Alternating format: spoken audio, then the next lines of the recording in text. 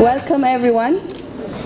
My name is Mawaish Sime. I'm the UN Cares Program Coordinator. I would like to take this opportunity to thank Dr. Mehiret Debebe for accepting our invitation and come to give this session free of charge for the UN family. Please.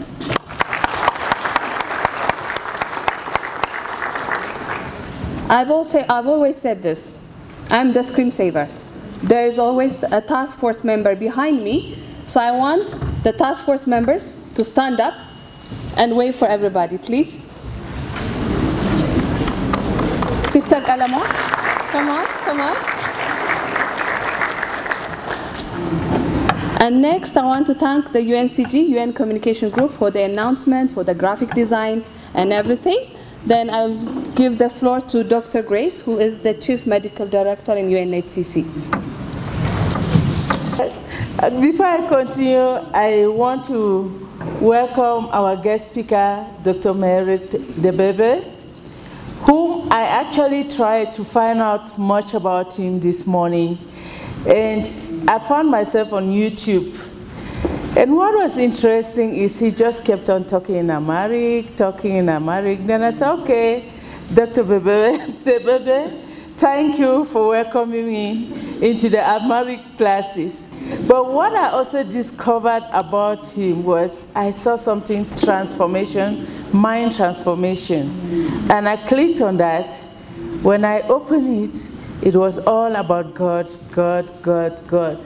I think there's another life that he is living, which I think we are going to discover by the time we finish with him. But the important thing about him is that he is one of our own. He got his medical degree here in Ethiopia, and he decided to go for further studies in the States, and so he specialized in psychiatry. So when he is talking to us, he is talking because he has studied the whole human being, but he's also concentrated on the mind of the human being, how it functions, how it adapts to its environment. If it is a happy environment, it is welcome. If it's unfriendly environment, the mind is stressed. And just to add to that welcome, it so happens that ILO, which is the International Labour Organization, that is being responsible for whatever we do to our staff in the workplace, both in the UN community and also in the general public, has also chosen the theme stress-free environment for this year. So we all recognize that there's something that is not going right in our workplace, and it's making us stress. Of course, stress is a minor word of talking of what the mind is preparing us for if we do not handle the stress carefully. So it's not me to make the lecture, but I thought that I should welcome our brother, Dr. Mehiret Debebe, with these few words, thanking him for accepting to come and give us this lecture free of charge. That's the first thing. You don't get renowned people who would accept to come and talk to you, and they will not put a fee to it. But he has decided to introduce himself to us at no cost to us, but rather to give himself to us. Thank you for that. So thank you, and it's time to call on Dr. Debebe to give us the lecture that all of us are here waiting. Good morning, everyone. It's really a pleasure to be here. I feel very honored, and I'm very thankful for the team who invited me, and even to be at this place and to speak for people like you.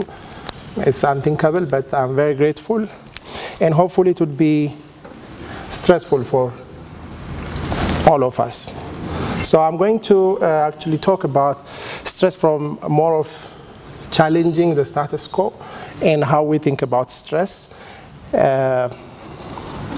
If we can have any stress-free week at all, if it is possible, and if it is good to have that. So the first thing I would do is I would just start with the worst case scenario, which probably every one of us are scared of. What will happen to the UN or to the department you're working if you happen to die tomorrow? I know you don't, you won't, but what will happen to the UN? Can you imagine tomorrow? What will happen?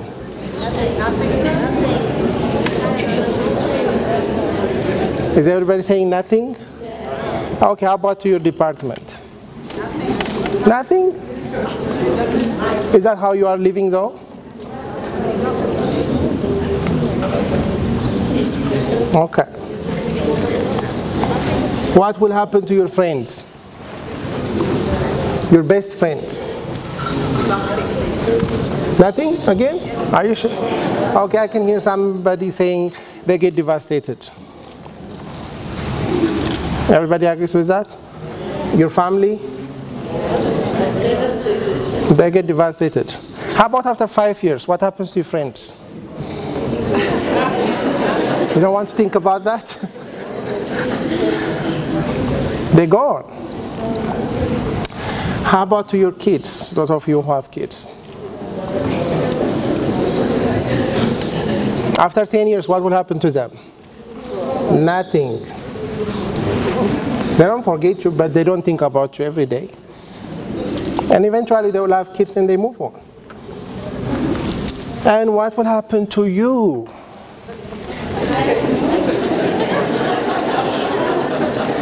This is a question like, what would happen to me?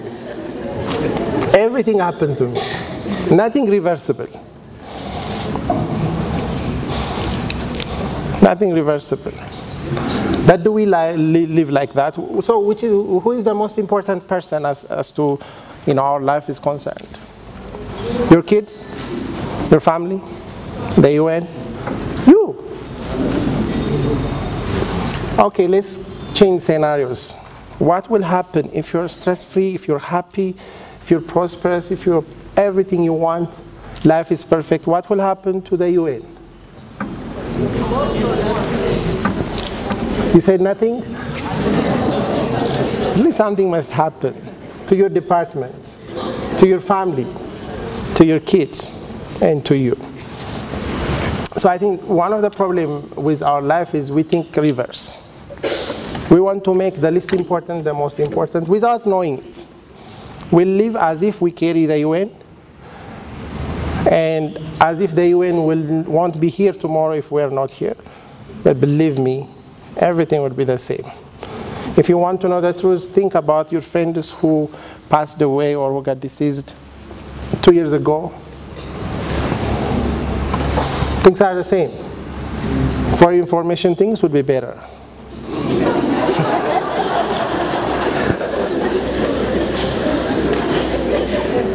So, also think about if you get permanently disabled, things would be even worse than being died. So when we talk about stress, we have to come to a point of reversing our thinking.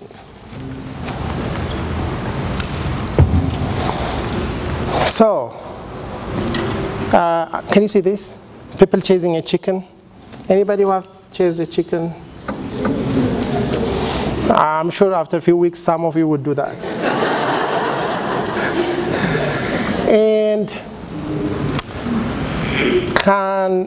should the chicken lose the power or the capacity to be stressed?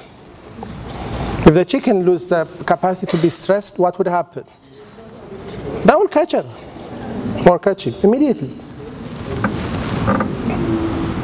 As long as there are people and there are chicken, the chasing will continue. As long as you are in the UN and the UN is here and you're here, the stress will. What we want to know, what we want not to happen is this one.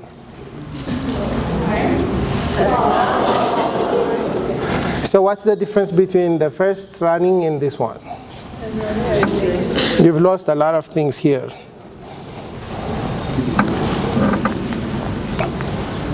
So what we're going to talk about is distress-free stress. Is it like mouthful? So kind of knowing the difference between stress and distress. So the question for today would be, are you looking for a distress-free life or a stress-free life? Do you want to have a stress-free life? Then you can remove your adrenal gland and all the things you have inside of you, which are a perfect device for stress. Nobody asks for stress. Your body has the device and it would respond. But distress is something I think everybody is struggling with. Somehow we confuse stress with distress. And of course, whenever we read, like earlier said, if you Google stress is, the right terminology for distress. With that comes the stress formula, I would say, I call this. What is that? Stress plus stress, simple maths, what would it be? Huh? Two stress, others? Two stress, die is two. If you put die before stress, what would it be? Distress. So, stress number one is the event, the trigger, your device. It's your friend. You need it.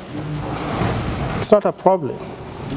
But when you have both stresses, or the second stress, which would be your perception of stress, your understanding of stress, your skills, how you handle the stress, your belief, that's where the problem starts. Because to get a promotion, is that a stress? It is. It's not a stress to move to a new country, to have a child. There are a lot of stresses that happens every day. Actually, we call for them. You work hard to get a promotion, and when you get promoted, you get stressed out. And then to run away from the stress, you move to a different country, and then you get stressed out. And you think it's because of the field of study you're in, and then you go to school, and you get what?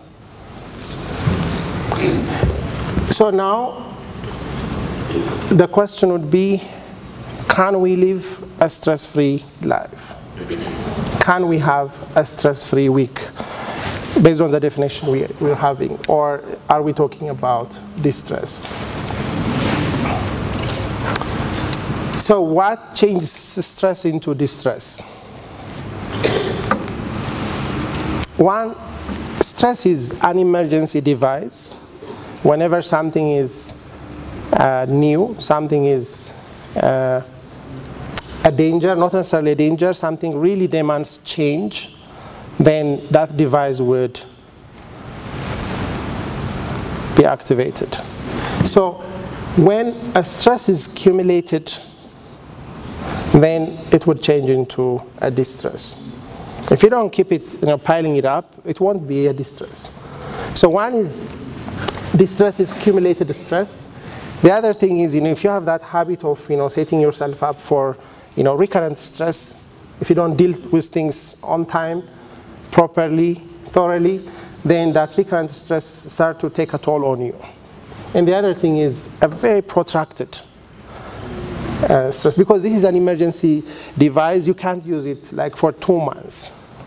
In a minute I'll come to how it works in our body.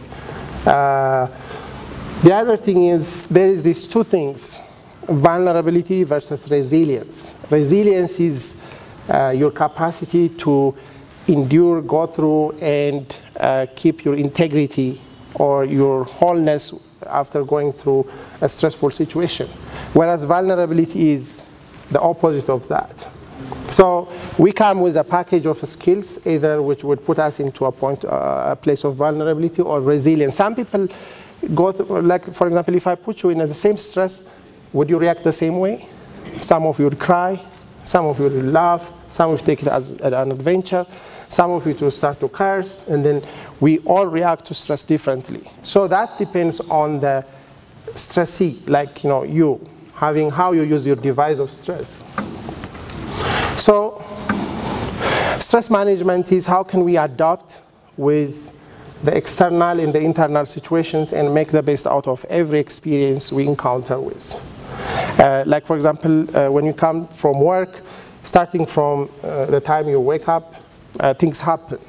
Some of the things you can change, some of the things you cannot. Some of the things you cannot change, you can change how you think about them. Like for example, on the road, when you come from wherever you're coming, you cannot change what happens outside of your car. But mostly you can change what happens inside of the car. But if there are kids, you cannot change what happens inside of the car too. But you can change what happens inside of your head. But whatever is in your head, maybe that's also another issue. Positive and negative stresses. Some stresses are positive. Some stresses are negative, depending on how we experience them. Like the ones we call positive are not necessarily good things, but anything that can motivate you, that can get your focus. Like for example, sometimes if you've studied well, when you have exams, when you have something you're anticipating, that stress would help you study. Sometimes if you think the exam is useless, or you can do it, or if the subject matter doesn't matter to you, you cannot study, you cannot even focus. So you need that stress. So whatever can motivate you or focus your energy is a positive stress. Stress is positive only when it's short term, because it's an emergency device. For example, there are fire extinguishing systems here. If they are off now, we can run away. But if they are off the whole day in your office, you still would run away. Not to save your life, but really never to come back, in a way. So it's really, stress is bad always when it's long term, because the device is not created to function long term, because it's an emergency system in a way. Stress happens because people die, loved ones will die. That's stressful. Kids are born. In the whole process of pregnancy, delivery, raising kids is stressful, and you're not going to avoid that. The whole process of going to school is very stressful. The whole process of, especially in the UN, how many countries you are from. People come, you have to adjust to people, to their language, to their culture, and there's a lot of interest. People have so many moods, and then as I saw, most of your doors are locked. You cannot go anywhere from the gate. And as I say, unless you can see it in a positive way, it can be very, very, very comfortable prison in a sense, because you have to be here. I know you have keys, you can leave, no. But the thing is, even positive things can be stressful. The negatives, we know that. It can be internal. You don't have to go anywhere. I want to live a stress-free life. I'm going to lock myself in my home. You have the device with you, and you have the center with you. The center can produce thoughts, because you can be stressed with thoughts. You don't need any person, you don't need any other things. Sometimes the most stressful things originate from where? From here.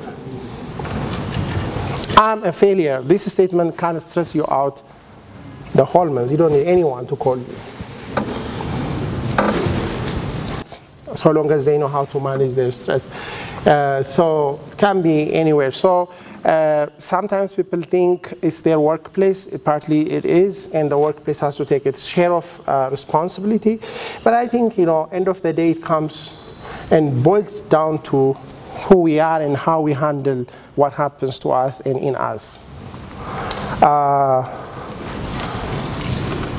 So the stress relaxation response. The good thing is, our body has both a stress response or a stress device and a relaxation device. So stress management basically is knowing how to maximize your stress response and knowing how to shut it off and recoil back to your relaxation mode. For example, if I look the whole day, my hand like this, what will happen to my eyes? It gets strained. Actually, eventually I start to cry because it's very stressful. Your eye muscles would be very strained. And if I look at the mountain the whole day, what would happen to me? Nothing. Actually, good things. Because, that's how. So our relaxation response or our relaxed state is our lifestyle should be in that mode. So whenever something, a danger or something emergency happens, the other response will happen. So what happens is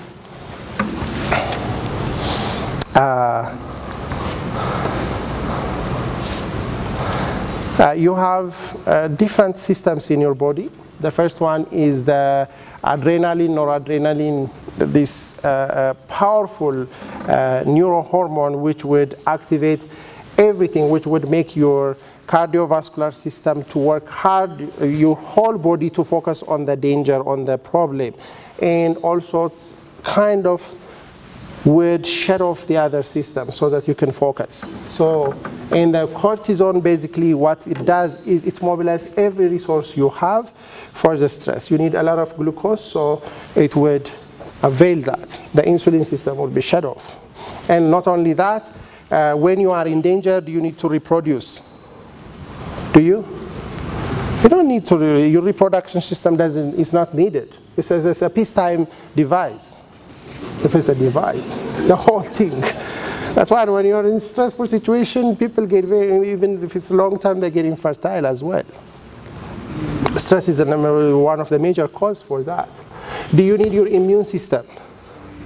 No, it's shut it off because your immune system requires a lot of resource. So that's why people during exam times you have all your herpes and colds and everything because your immune system is not there because you are in the state of emergency basically. Just basically, we have now a drought, so every resource is mobilized to that. So whatever you do during peacetime, the budget is closed. Everything is mobilized to the emergency state. So that's what happens. So cortisol basically is a mobilizer. The problem is for short term it's a good thing, but for long term, after the danger is gone, what happens is you cannot reproduce. Your GI system is basically shut off as well. So basically your extremities are very cold and sweaty because there is no blood there because you don't need your hands. Everything is in your muscle, in your heart. Your heart pumps, your vessels are tense. So that's really a very toxic state. But for dealing with the immediate stress, it's very good. That's how you can jump fences you will never even think of jumping during stress time.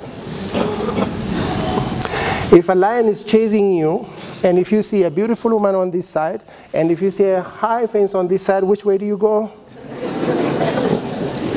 That's how much you're shut off, basically.